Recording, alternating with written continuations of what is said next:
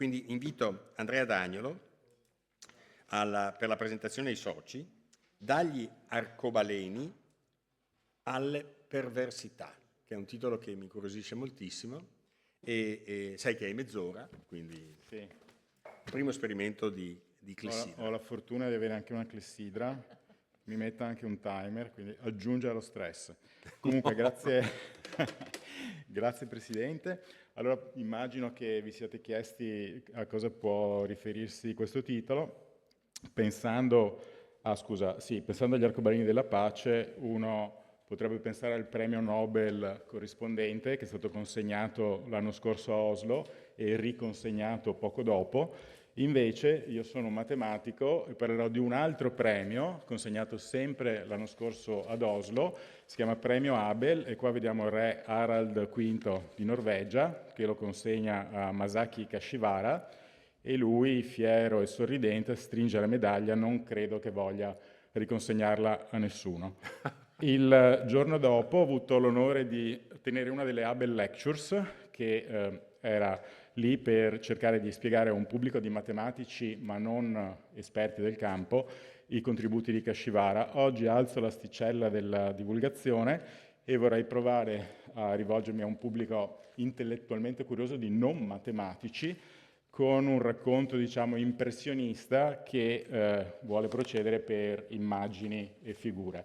Allora, la prima immagine è quella di un arcobaleno, lo vediamo qui. Se notate, oltre all'arco principale primario c'è anche un arco secondario, che si vede più debole lì sopra, e nel 1637 non è il primo a farlo, ma Cartesio spiega il perché di questo fenomeno. Lo vedete nel disegno della figura lì sotto, c'è un osservatore posto di fronte a un muro di goccioline lasciate da una pioggia recente e di queste ne disegna una che adesso evidenzia in blu più grossa, un gocciolone, e si vede da sinistra un raggio di sole che entra nella goccia e viene riflesso e deflesso uscendone con un angolo che in questo caso ho scelto io, la radiazione del colore rosso, è esattamente quello che corrisponde all'angolo del rosso nell'arco principale. Ma si vede sotto un altro raggio che entra e qui viene riflesso 2 volte all'interno del gocciolone, quindi esce con un angolo diverso che corrisponde all'angolo del rosso nel secondario. Ok, questa cosa si fa con matematica a livello di liceo, ovviamente io non vi tedio con questo, ma c'è un fenomeno più complesso. Se vedete sotto all'arco principale o all'arco secondario si vedono, forse con la manina, degli altri archi parecchio più deboli che si chiamano arcobaleni soprannumerali e per spiegare questo fenomeno Airy usa la teoria ondulatoria della luce e immagina che una onda piana, che è indicata lì in nero, segua il raggio di Cartesio entrando e uscendo nel gocciolone e come vedete ne esce tutta contorta e forma una specie di autointerferenza. All'uscita qui sotto vedete delle increspature che sembrano quelle lasciate da 2 sassi lanciati in uno stagno e come per le onde dell'acqua, così anche per le onde luminose, dove c'è una cresta, questo corrisponde a una banda luminosa, e dove invece c'è un avvallamento, questo corrisponde a una banda scura. Airy nel 1838 riesce a trovare un metodo per fare i conti, vedere dove queste bande sono localizzate, ma i conti sono molto difficili e riuscirà a calcolare soltanto la prima di queste bande luminose, che è già un contributo notevole. Qualche anno dopo, nel 1850, George Stokes invece inventa un nuovo metodo che gli consente di calcolare le prime 50 bande, una cosa notevolmente migliore di quanto era riuscito a fare invece il suo collega Airy, quindi stiamo parlando di Stokes, e nel 1857, quindi 7 anni dopo, scrive una lettera alla moglie dove esordisce con il proverbio «quando il gatto non c'è, i topi ballano», e dice che in assenza della moglie era riuscito a dedicarsi a delle notti di lavoro veramente molto impegnativo fino a notte fonda e in uno sforzo poderoso con cui era finalmente riuscito a capire un fenomeno che lo assillava dal 1950 e che adesso invece aveva capito. Non vi dico altro di questo fenomeno, è collegato alle bande di ieri, lo riprendo alla fine del discorso. Restiamo però nel 1857 e ci spostiamo, io non so, 5 minuti, non so cosa, vabbè. Scusatemi, devo calibrarmi perché sennò poi... Ok, parlo troppo veloce perché ho lo stress del tempo? Bellissimo. No, Bene, Va ok. benissimo. Bene, allora, stiamo nel 1857, ma ci spostiamo da Londra a Gottinga, dove c'è un altro matematico che si chiama Bernard Riemann, che è quello che vedete lì a sinistra, che si accorge di un altro fenomeno, questa volta non di natura meteorologica, ma di natura matematica, e è il 1857, lui morirà nel 1866, non riuscirà a capire fino in fondo questo fenomeno di cui si è accorto, ma questo fenomeno è davvero un fenomeno importante e David Hilbert, un altro grande matematico che era sempre a Gottinga anni dopo, in occasione del primo convegno mondiale della matematica, che si è tenuto a Parigi nel 1900, riprende il problema di Hilbert e lo propone come problema importante in una lista che lui ha stilato di problemi importanti per il secolo entrante. Questi problemi hanno avuto davvero un grosso impatto in varie parti della ricerca matematica, alcuni sono stati dimostrati, in particolare Masaki Kashiwara ha ricevuto il premio Abel anche per essere riuscito a dimostrare questo problema, detto ventunesimo problema di Hilbert. Allora, che cosa? Ovviamente la matematica è un po' ostica da digerire per i non iniziati e in linguaggio moderno questo problema si enuncia così. Ci viene chiesto di analizzare la corrispondenza tra operatori differenziali e fasci perversi. E questo, se uno lo legge in italiano, corrispondenza potrebbe essere uno scambio epistolare come tra Stokes e la futura moglie, fasci perversi potrebbero essere elementi deviati dell'estrema destra, però questo non è italiano, è matematichese e quindi quello che voglio fare adesso è spiegarvi queste parole, sempre per immagini, un po' alla volta. Iniziamo da corrispondenza. Allora, corrispondenza nel senso matematico è un ponte, un dizionario che viene gettato tra quelle che a spanne sono le tre aree principali della matematica. Da un lato c'è l'algebra, che si occupa di relazioni tra numeri o tra altri enti eventualmente più complicati. C'è la geometria, che si occupa di forme nel piano, nello spazio o ancora in altri spazi più complessi. E poi c'è l'analisi, che invece si occupa di fenomeni variazionali, di mutazioni, di cambiamenti. Allora, quello di cui voglio parlarvi io è uno di questi ponti, la corrispondenza di Riemann-Hilbert, che collega la geometria, dove si trovano quelli che si chiamano fasci perversi, su cui torneremo, e l'analisi, dove si trovano questi operatori differenziali. Ma essendo un po' complicato, parto da un ponte che è più familiare a tutti quanti, si chiama Teorema di Pitagora, e anche questo è un ponte che collega la geometria di nuovo, con i triangoli rettangoli, questa volta all'algebra, non all'analisi, dove si trovano delle relazioni quadratiche. Allora, il teorema di Pitagora è attribuito ai pitagorici, ma in realtà la storia è molto più antica perché dei primi risultati precedono i pitagorici di almeno un millennio. Questa, io vedo Buonacossi là in fondo, mi vergogno un po', ma mostro una tavoletta babilonese che è circa del 1800 a.C., è una tavoletta del catasto babilonese, si vedono dei campi, questo è il diritto, c'è anche un verso dove ci sono degli altri conti, si vedono dei campi che sono rettangolari o triangolari e io non so leggerla, ma recentemente un matematico australiano l'ha interpretata e ha letto in questa tavoletta in particolare quelle che oggi si chiamano terne pitagoriche. Sono queste relazioni quadratiche, ad esempio 5 al quadrato uguale a 4 al quadrato più 3 al quadrato, che danno una relazione tra le lunghezze dei lati dei triangoli rettangoli. E allora adesso ho portato dei gadgets multimediali, vi faccio una scenetta. Allora, questo è uno strumento molto sofisticato. Dovete pensare che sono due corde tese, i legnetti rappresentano due corde tese fissate a un piolo. Devo fare un attimo luoghi, tempi, azione. Allora siamo nel 1800 a.C., nelle campagne intorno a Sippar, che era una città dell'antica Babilonia lungo le rive dell'Eufrate. Come in Egitto, anche qui ci sono delle piene e quindi questi agrimensori devono ridisegnare i campi spesso.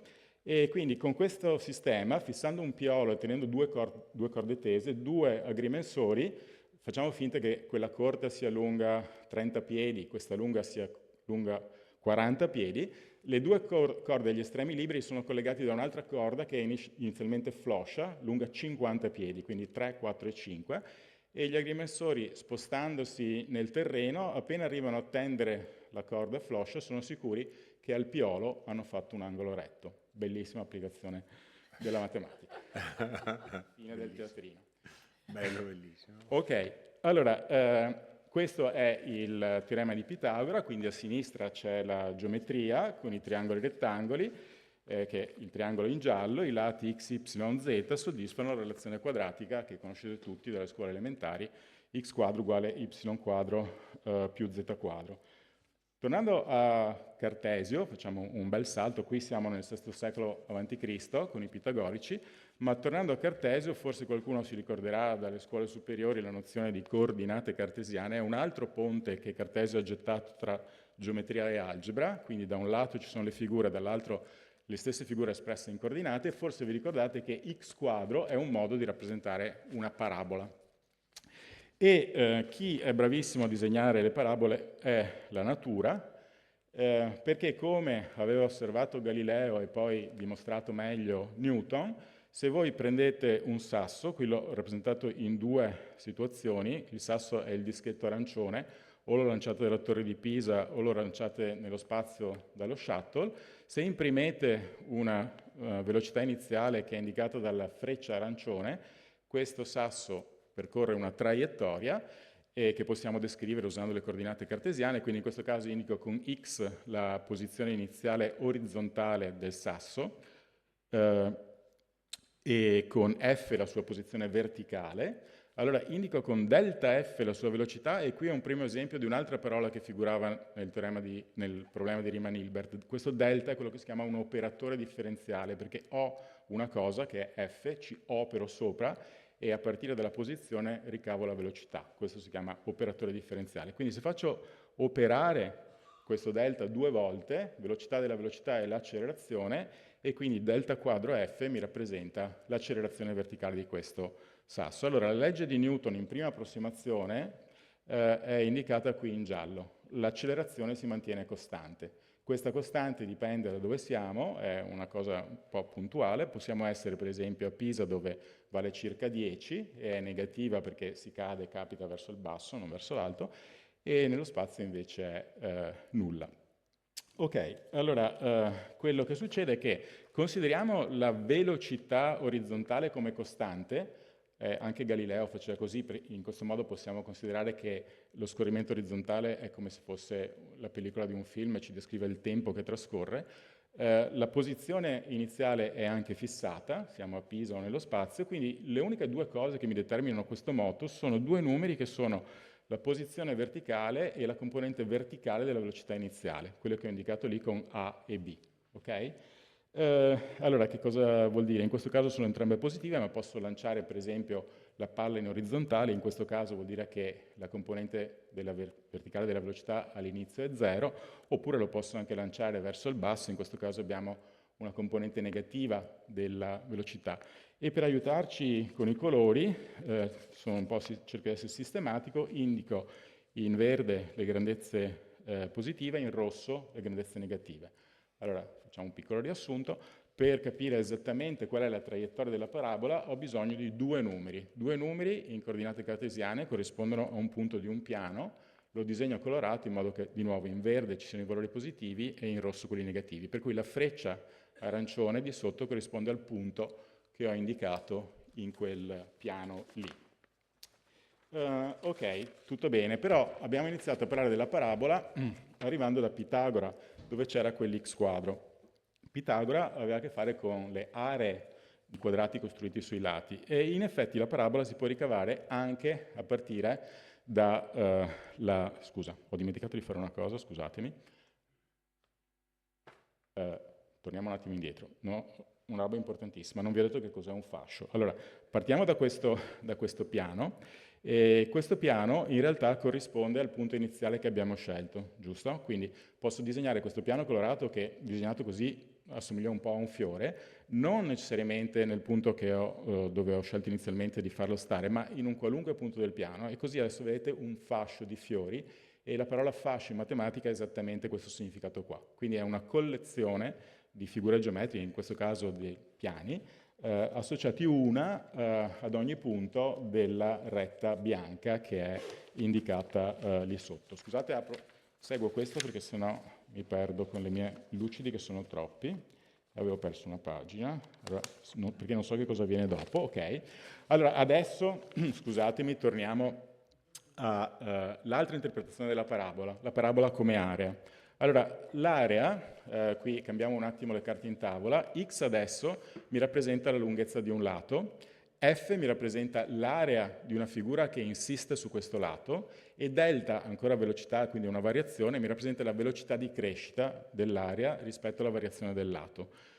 Questo è l'unico esercizio che possiamo fare insieme di matematica, spero abbastanza elementare, se non vi piace dimenticatelo, è lì in arancione. Nel caso in cui la figura sia un quadrato, quindi particolarmente semplice, ho fatto un disegnino, allora se il lato è x, l'area è x quadro, quando fate un incremento vedete che l'aggiunta è la figura quella in blu, a meno del quadratino piccolo azzurro che è trascurabile, i rettangoli hanno una altezza che è la velocità di crescita del lato, l'area è base per altezza, quindi la velocità di crescita dell'area è esattamente la base, cioè x. Quindi sto dicendovi che se f è x quadro, la sua velocità di crescita è 2x. E adesso se moltiplicate per x a destra e a sinistra, vedete che questa cosa in giallo è soddisfatta. Ma se, ok. Altrimenti potete credere che quella che ho indicato lì è una relazione diversa da quella che aveva trovato Newton, e la soluzione rappresentata è ancora una parabola che ho disegnato qui. Contrariamente a prima, però, qui non figura l'accelerazione, figura soltanto la velocità, quindi per determinare la parabola ho bisogno di un solo numerino, che è quella quota lì. Quel numerino dipende da che cosa? Dipende dalla forma della figura. Se invece che prendere un quadrato prendo ad esempio un triangolo, la parabola si apre di più, quindi il numerino cambia, ok? Ma una volta che conosco quel numerino ho determinato la soluzione della mia equazione differenziale. Quindi, differentemente rispetto a prima, dove avevamo un piano, questa volta è sufficiente una retta per capire come vanno le cose. Ancora l'ho indicata in rosso e in verde, e come prima questa retta possiamo disporla in dipendenza dalla lunghezza del lato, lungo una retta bianca, all'inizio è lì, ok? Questo è un altro esempio della corrispondenza di Riemann-Hilbert collegata a questo nuovo operatore, non a quello di Newton. E se faccio il gioco di spostare il punto, ho un fascio. Questa volta è un fascio di spighe, non è un fascio di fiori, ma è un altro esempio di fascio. Allora, vedete, questo è il caso della crescita a esponente 2, della crescita quadrata, ma posso fare il caso di un esponente n qualunque, non necessariamente 2.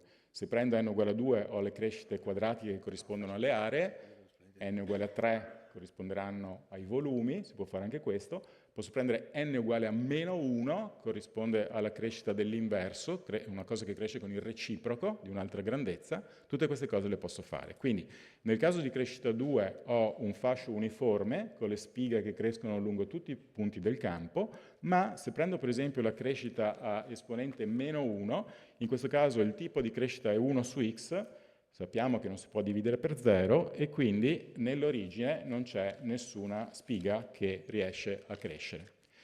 Allora, mi dispiace deludere chi si aspettava un'interpretazione più piccante della parola perverso, ma questa è la perversità in senso matematico, cioè a seconda dell'operatore differenziale le cose cambiano quando ci si avvicina a un punto cosiddetto punto singolare. Questo ovviamente è un esempio baby, in matematica si trattano casi più complicati, invece della retta bianca potete immaginare questa superficie è un po' più complessa, c'è un punto giallo centrale dove tutto è accartocciata e la perversità in matematica descrive esattamente cosa succede quando ci si sposta da un punto non giallo, quindi un punto tranquillo, avvicinandosi verso al punto giallo. E appunto questa etimologia matematica della parola perversità, che è un po' deludente, la vedete qui, sono due matematici, Goreski e McPherson, che negli anni '80 hanno investigato questa nozione, si sono detti dobbiamo dare un nome a sta cosa, non sapevano che dobbiamo buttiamo intanto la perversità, poi ci pensiamo meglio, ma la parola è rimasta.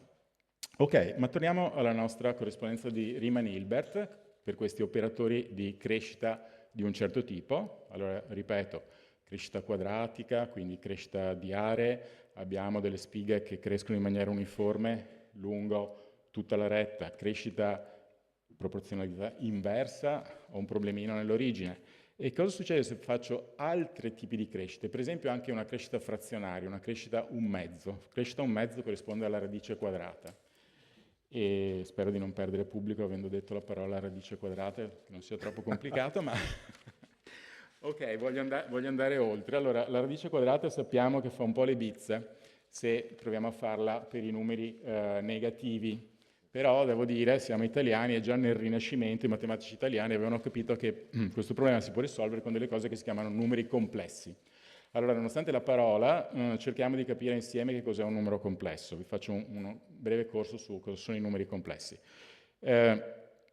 I numeri reali, quelli che conoscete voi, stanno in questa retta verde-rossa e hanno due identità. Una è passiva e l'altra è attiva. Passivamente loro stanno lì, sulla retta, giacciono da qualche parte. Per esempio, il numero 1 mezzo si mette a metà tra 0 e 1.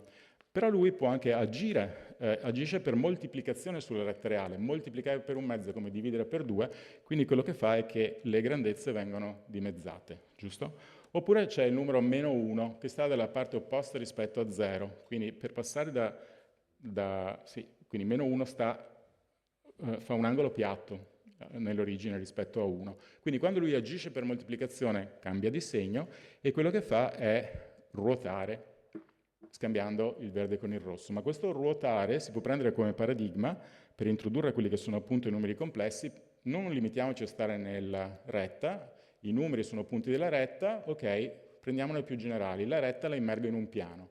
Questo è un piano che ho colorato in modo che sia chiaro che la semiretta verde e rossa di numeri positivi e negativi sono solo due tra le infinità cromatiche che adesso abbiamo a disposizione.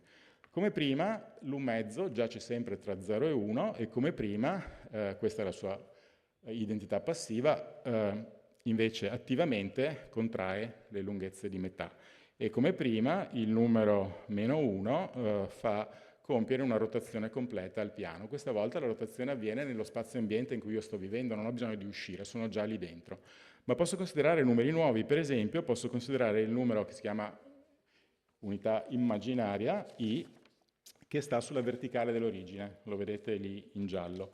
Allora sta sulla verticale dell'origine formando un angolo di 90 gradi rispetto alla direzione positiva e quindi il suo modo di agire è tramite una rotazione di 90 gradi, giusto? Ma se io faccio due volte una rotazione di 90 gradi, ho una rotazione di 180 gradi, che è quello che faceva meno 1. Quindi quello che succede è che siamo riusciti a trovare una radice quadrata di meno 1. Questo i è un numero nuovo, non è un numero del vecchio tipo, è un numero nuovo, che elevato al quadrato fa meno 1.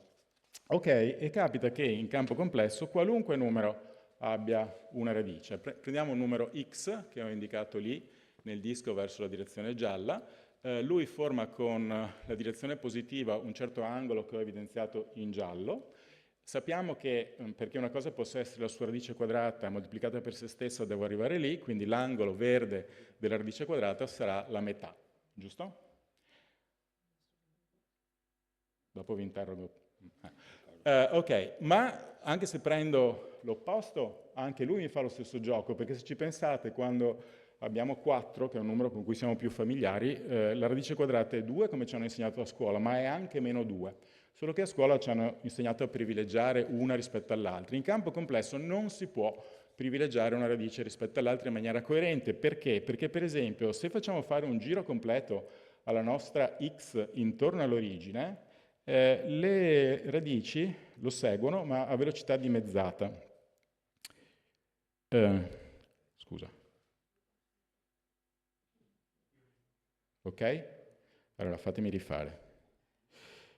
X fa una rotazione intorno all'origine, le radici devono seguirlo, ma lo seguono a velocità dimezzata, quindi quando X è tornato al punto di partenza, le radici sono interscambiate. Non c'è modo di distinguere una dall'altra, perché X è sempre lì dove era prima, ma loro è come le formiche rosse nella xilografia di Escher, che vivono in un mondo un po' strano, che si chiama nastro di Möbius, e vedete che queste formiche, quando fanno un giro completo lungo il loro mondo, si trovano a testa in giù. Testa in giù vuol dire con la destra e la sinistra rovesciate. È un fenomeno analogo a quello che succede per le radici in campo complesso. E faccio un altro po' il pagliaccio. Questa è un'altra rappresentazione del nastro di Möbius in una scultura di Max Bill, che adesso è andata via.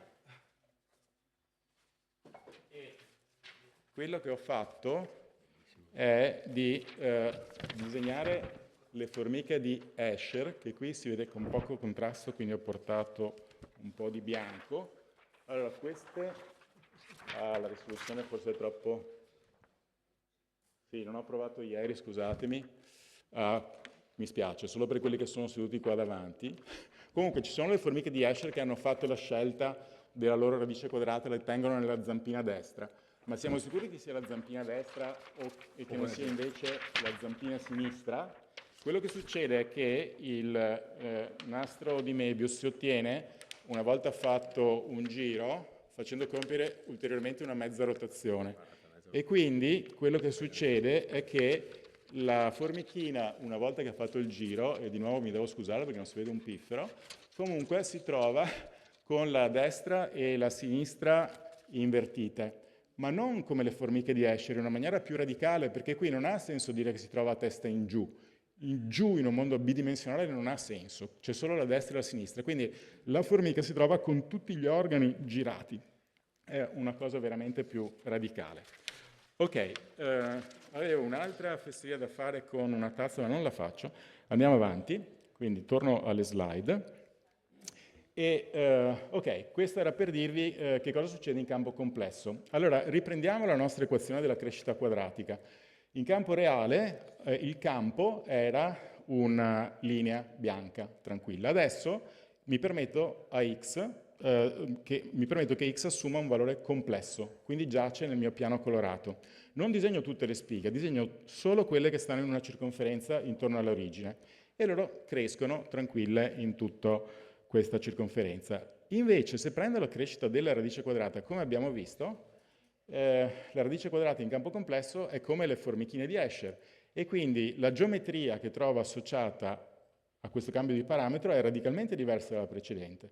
È un fenomeno interessante di problema di Riemann-Hilbert, quindi c'è davvero un ponte che dà delle informazioni sensate, geometriche, a partire da informazioni analitiche, che sono il mio operatore differenziale. Per chiudere, devo tornare agli arcobaleni, come avevo promesso. E allora avevamo detto che Airy era riuscito a capire come calcolare gli archi soprannumerari, però i conti erano troppo difficili. Chi è riuscito a fare davvero i conti era Stokes. Ma vediamo quali erano, in due parole, i conti di Airy. Adesso qui x, vedete lì l'arco con gli archi sovrannumerari nella foto, x rappresenta la distanza radiale dell'arco rosso, dei vari archi rossi, F rappresenta l'intensità della luce rossa, non esserci luce vuol dire che non c'è l'arco, esserci luce vuol dire che c'è l'arco e c'è la banda, le bande sono nel disegno lì sotto. Assomiglia molto a quell'equazione lì sopra all'equazione di Newton, se vi ricordate, c'è sempre un delta al quadrato. E difatti, da un punto di vista dell'equazione differenziale, si comporta nello stesso modo. Se voglio capire chi sono le soluzioni, mi bastano due parametri. In questo caso i parametri sono i pesi che devo dare a due soluzioni fondamentali che si chiamano AI e BI, AI appunto per Airy e BI perché la B viene dopo la A. Ci sono due soluzioni fondamentali, pesandole e combinandole troviamo la soluzione generale. Ok, Quindi, come nel caso di Newton, il fascio corrispondente non è molto interessante, è un fascio omogeneo, di nuovo di piani, quindi di fiori colorati. Quello che succede però, di cui si è accorto Stokes, è che ovviamente questo si può fare anche in campo complesso. 30 secondi dal mio orologio, vabbè, no, invece quella no. Allora parlo più calmo. Più generosa. Okay, ci siamo.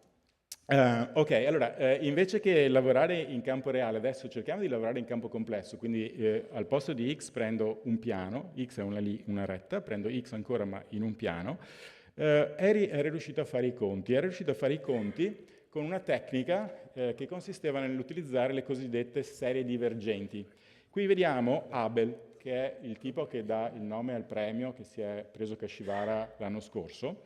Abel, che era un matematico molto in gamba, poverino, è morto a 27 anni, poco prima della morte scrive una lettera al suo mentore dove appunto parla anche lui di queste serie divergenti. Siamo 30 anni prima di quando lavorava, 25 anni prima del lavoro di Stokes. E dice le serie divergenti sono un'invenzione del diavolo, bisogna starne lontano. Questo è dal punto di vista della mentalità dell'epoca, ma essendo lui in realtà un giovane saggio, si rende conto che praticamente queste cose funzionano e quindi anche lui si dice interessato a cercare di andare un po' più a fondo. Chi appunto è andato più a fondo è Stokes, che si è accorto delle cose seguenti. Quindi quello di cui si è accorto lui è che, ok, io, dice Stokes, riesco a calcolare con una precisione veramente notevole, fino alla 50ª banda, la funzione di Airy e quindi anche la sua gemella.